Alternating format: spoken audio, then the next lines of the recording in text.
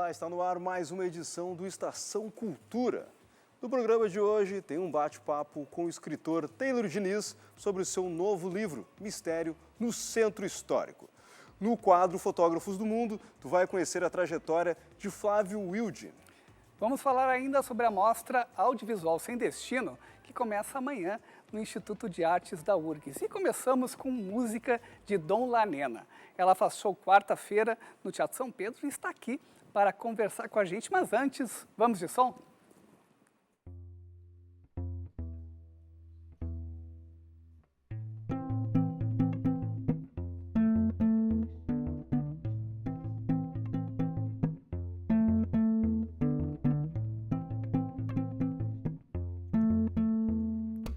Ela não pode cantar, ela não pode lembrar, não quer nem memorar. O que ficou pra trás ela não quer olhar, não pode suportar de saber que é assim, tudo um dia tem fim e ela nunca foi feliz. Sua vida é feita de ares bons, ares ruins, noites estreladas, noites de luar. Nunca o mesmo dia, nunca o mesmo ar. Ela não sabe pra onde é que foi que o vento levou o seu olhar. Ela não quer nem estender os olhos de ver ao longe o mar. Não consegue escutar, não consegue cantar, não consegue chorar. Sua vida é feita de ares bons, ares ruins. Quando na janela, logo ao despertar, fica sufocada e não pode pular. Sua vida é feita de ares bons, ares ruins, noites estreladas, noites de luar. Nunca o mesmo dia, nunca o mesmo ar.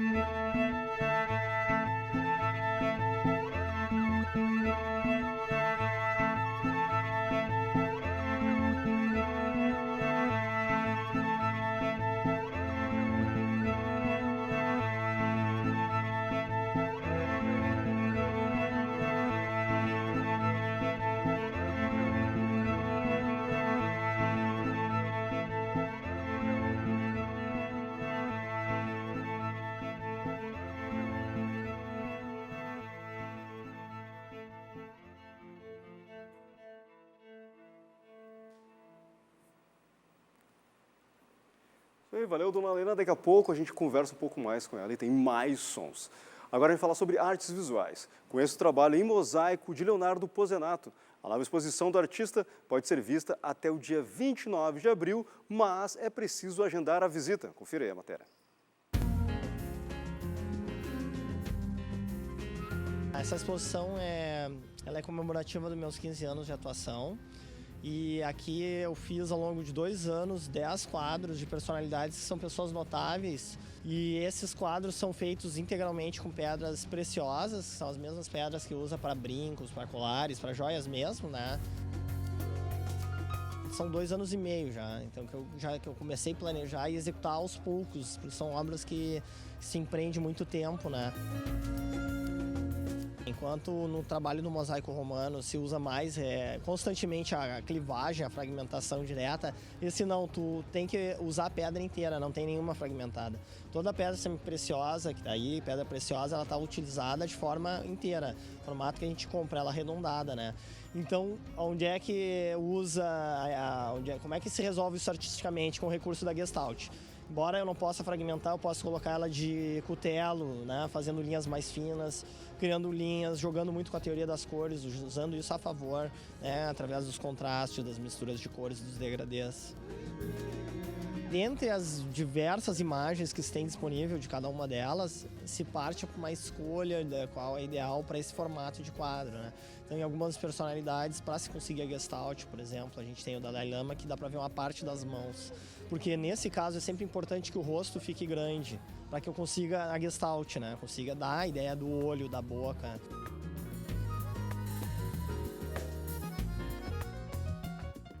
Começa amanhã, na Pinacoteca Barão de Santo Ângelo, do Instituto de Artes da URGS, a mostra Audiovisual Sem Destino. O Guilherme Castro, ele é da organização do evento, está aqui para falar um pouquinho sobre esta mostra. É uma exposição de vídeos, né? Isso. Com que olhar? Na verdade, nós temos uma parte da exposição, é a artista convidada, a Pepa, que é uma artista professora em Valência. Ela faz um trabalho experimental com imagens-luz, que isso envolve vídeo, fotografia, tudo que é imagem, projeções, assim, coisas... E também tem 27 trabalhos de 27 artistas que foram selecionados através de um edital, que nós abrimos assim as inscrições para as pessoas mandarem vídeo para a gente fez uma seleção.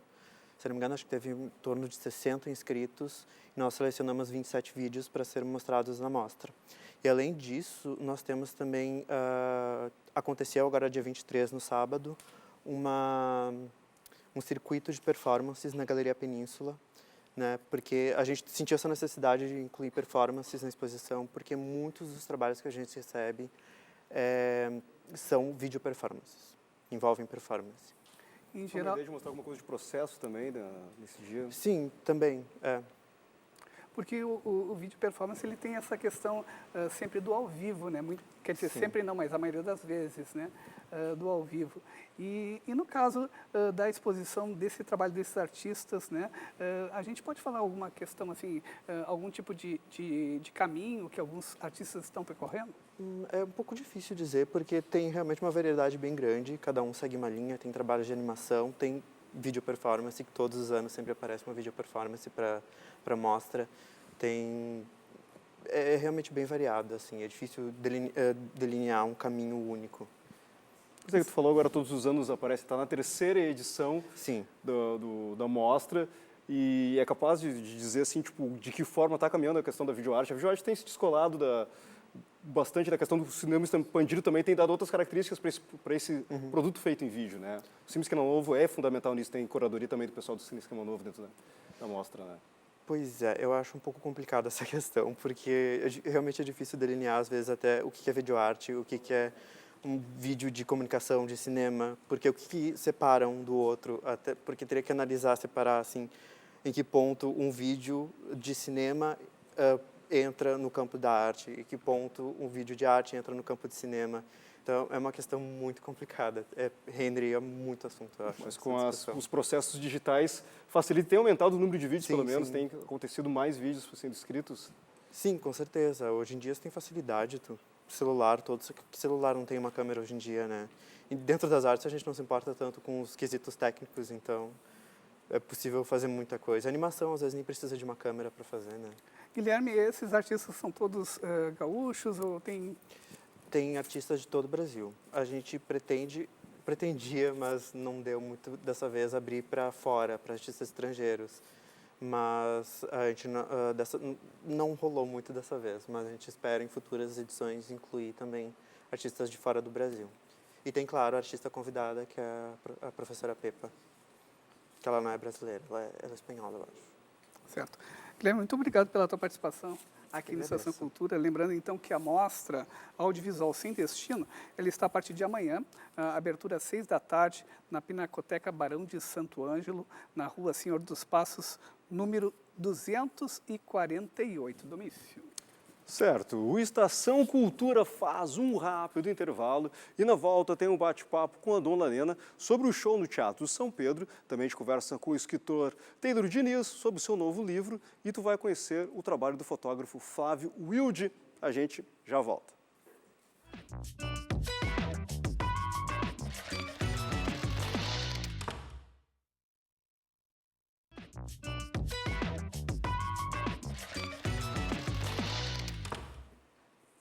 Estação Cultura está de volta e agora tu conhece um pouco da trajetória do Flávio Wilde. no nosso quadro Fotógrafos do Mundo. O escritor, arquiteto e designer Flávio Wilde também mostra sua faceta de fotógrafo. Viagens a diversas cidades do mundo inspiram seu olhar e já resultaram em exibições. A mostra fotográfica Silêncio em Siena, de 2010, foi inspirada no livro homônimo produzido pelo artista. O trabalho reúne registros de viagens e impressões por 15 cidades da Europa, entre elas Paris, Veneza, Madrid, Edimburgo, Praga, Barcelona, Berlim, Amsterdã e, claro, Siena. Livro de estreia tem contos com características de crônica. Nascido em Porto Alegre em 1964, conquistou prêmios importantes ao longo da trajetória, como o Lápis de Bronze do The One Show Festival de Nova York, o Prêmio Ouro da Bienal Brasileira de Design Gráfico da ADG e o Prêmio Açorianos de Literatura nas categorias Capa e Projeto Gráfico. Ele desenvolve a identidade gráfica aplicada ao segmento cultural, em livros e peças gráficas de espetáculos de teatro, música, cinema e literatura.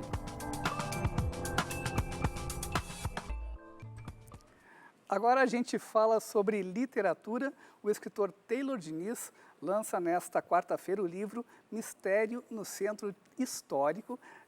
O lançamento vai ser lá na Livraria Cultura do Shopping Bourbon Country. Tudo bem, Taylor? Tudo bem. Nesse livro você traz de volta, né, o detetive Walter Jacquet, ele que é um personagem do livro Crime na Feira do Livro. E em que contexto ele está agora? Bom, a história do Mistério no Centro Histórico também se passa em Porto Alegre, é exemplo do livro anterior, onde aparecem esses dois personagens. O início da história é o Walter Jacquet, amigo do Joãozinho, vem fazer uma visita a ele em Porto Alegre, e no momento em que o Joãozinho está cursando uma oficina de criação literária, no momento em que ele acaba de escrever uma novela e mostra o original ao Jacquet. Essa novela é baseada num fato real ocorrido na cidade. O Jacquet também, além de detetive, é um expert em literatura, um aficionado das letras, e a partir do momento que ele começa a ler o original, ele começa a encontrar alguns problemas, não apenas de enredo, né? Ele aplica ali alguns exercícios de lógica e começa a ver que aquilo não é bem assim como está contado. E como a história é baseada num fato real, essa investigação ela extrapola a atmosfera, vamos dizer assim, da ficção e passa para uma investigação real, colocando em xeque o inquérito que foi feito pela polícia em relação a esse fato. Bom, aí entram vários elementos, né, de uma conspiração, um atentado terrorista internacional a Porto Alegre, a outras questões mais locais, né? O livro, como quase todo policial, não existe um preconceito contra o policial do que uma literatura de entretenimento. Mas, na verdade, o policial sempre tem uma questão social, uma questão psicológica, principalmente no fundo, uma questão política. E a questão social, por exemplo, que eu destacaria é a corrida imobiliária, né, que influi na preservação do patrimônio histórico da cidade, por exemplo, né? Aquela coisa de derrubar prédio para construir edifícios. Então, isso aí é um assunto abordado no livro, que é uma questão, né, bem local, nossa, bem brasileira, eu acho, né? Então, essa questão ela é abordada no livro. Outras questões políticas também, né? Essa relação promíscua que nós conhecemos entre políticos e grandes grupos empresariais, empreiteiros, isso está muito presente no livro também.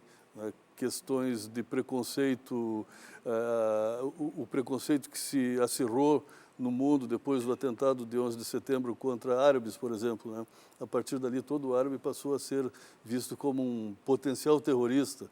Um árabe com uma mochila numa estação de metrô, no aeroporto, sempre passou a ser visto como um terrorista. Então, essas questões são abordadas no livro. Não é bem assim, né? Às vezes, a gente precisa pensar melhor nas coisas e não ir pela aparência, né? Taylor, você falou que o detetive, o Jacquet, ele é um expert em literatura e acaba se utilizando, né, de alguns elementos também da sua própria profissão, né, o raciocínio lógico, para influenciar, né, e pelo menos questionar algumas questões do próprio livro. E eu te pergunto, né, como é que foi o teu processo, então, para poder construir toda essa história? Esse livro, na verdade, é uma história grande, né? Ele era para ter sido uma dissertação de mestrado de um projeto que eu tinha de fazer um livro onde aparecessem todas as equações de inferência lógica, né, na história. Mas aí acabou não saindo o mestrado e eu escrevi o livro, mas mesmo assim, para escrevê-lo, eu participei como ouvinte livre de 2 cadeiras de lógica na PUC, a Introdução à Semântica e a Pragmática. Então, quem leu o livro percebeu que tem equações muito claras, inferências de lógica, e quem conhece o assunto vai detectar todas as inferências, mais ou menos, dedução, indução, abdução no livro. E quem não conhece, quem vai passar batido, vai ler sem problema. Assim como o livro também faz uma referência também à construção do próprio romance, né? Usa toda uma metalinguagem, enquanto o outro personagem, o Joãozinho, está na questão de escrever o seu romance, ele apresenta esse romance, ele aparece essa novela aparece dentro do próprio livro, é desconstruída, é construída, é um processo do autor também está ali dentro, né? É interessante, isso que o Domis fala, a grande coisa maravilhosa da literatura é essa relação do leitor com o livro, né, que se dá sem intervenção do autor. A gente conversava antes ali, o Domingos me falava que se nós colocarmos, sob o ponto de vista da metalinguagem, um degrau acima, e eu não tinha percebido isso, de repente todo o livro pode ser do Joãozinho, né? O autor do livro pode ser o Joãozinho. E eu não tinha me dado conta disso, e realmente é um raciocínio que eu não tinha planejado, mas que o Domingos, como leitor... O próprio personagem pode ter escrito o livro exatamente, na relação do livro com o leitor, sem interferência nenhuma minha, ele teve essa sacada aí que eu acho sensacional. Eu vou começar a dizer que pensei nisso agora. Não, foi de propósito, né? Para dar um pouco mais de charme para a história, né?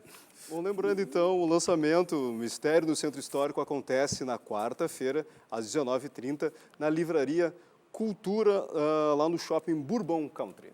Certo. Obrigado, Taylor. Que agradeço. Bom, e a cantora e instrumentista Dom Lanena, gaúcha, radicada em Paris, está em turnê mundial de lançamento do seu mais recente disco, Soy Yo.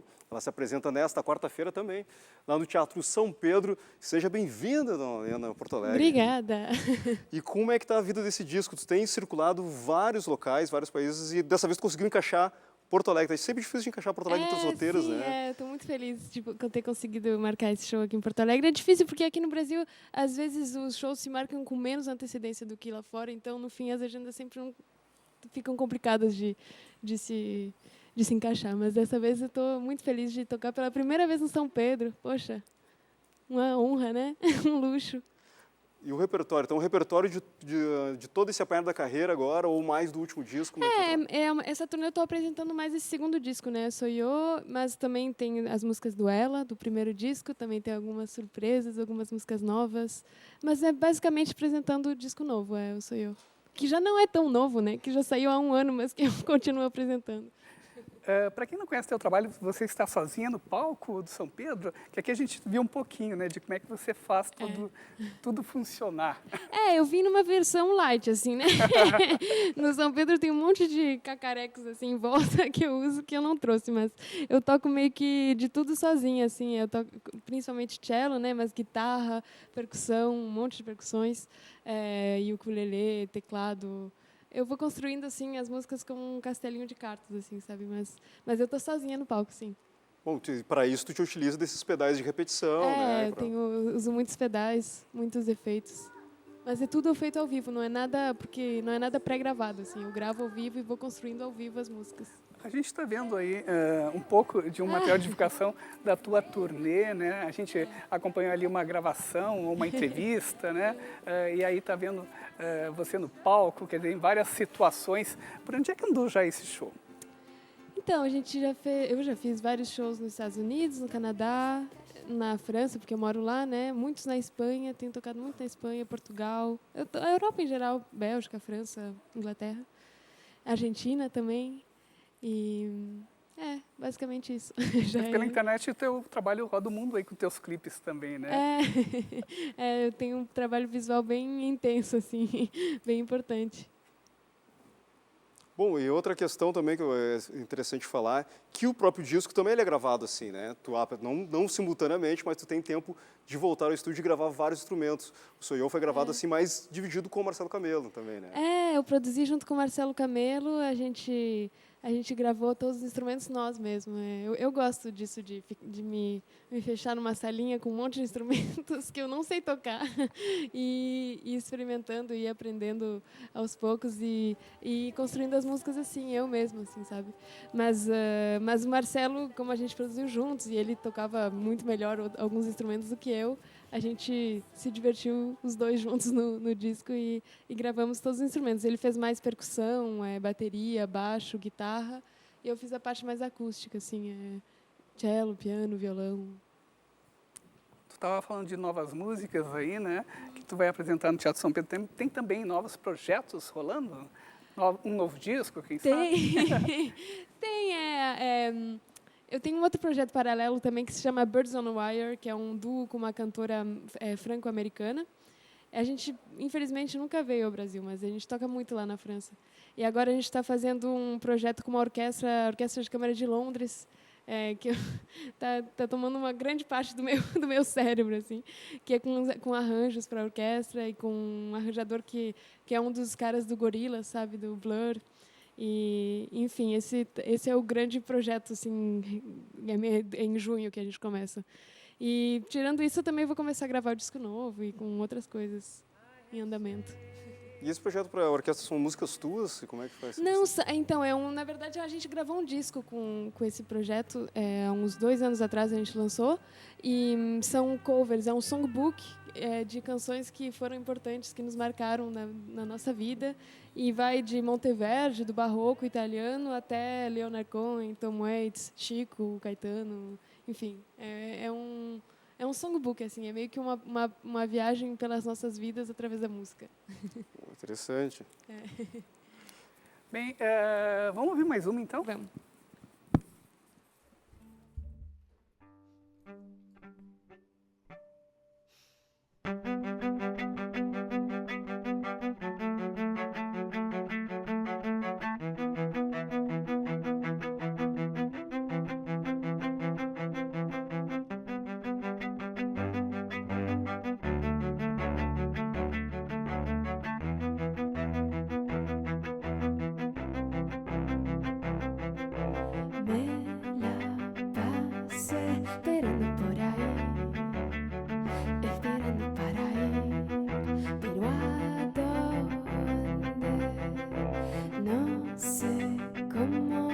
Saber a dónde ir, qué camino elegir.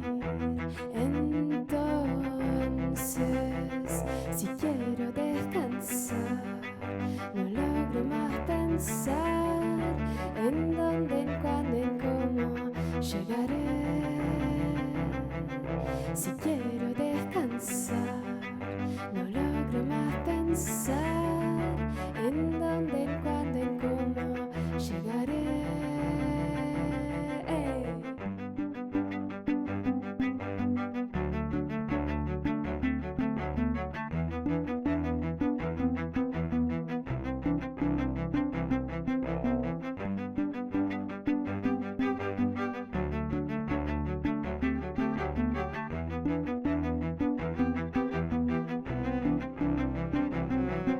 Si mi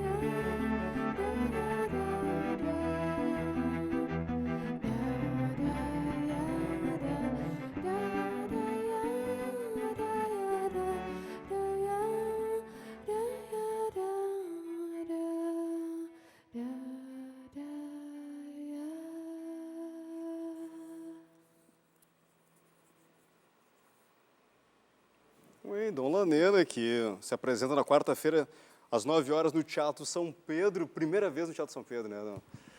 É, sim. E saindo daqui, vai para onde? A gente vai para Buenos Aires no dia seguinte, depois para Montevidéu, depois La Plata, e depois eu volto para a Espanha.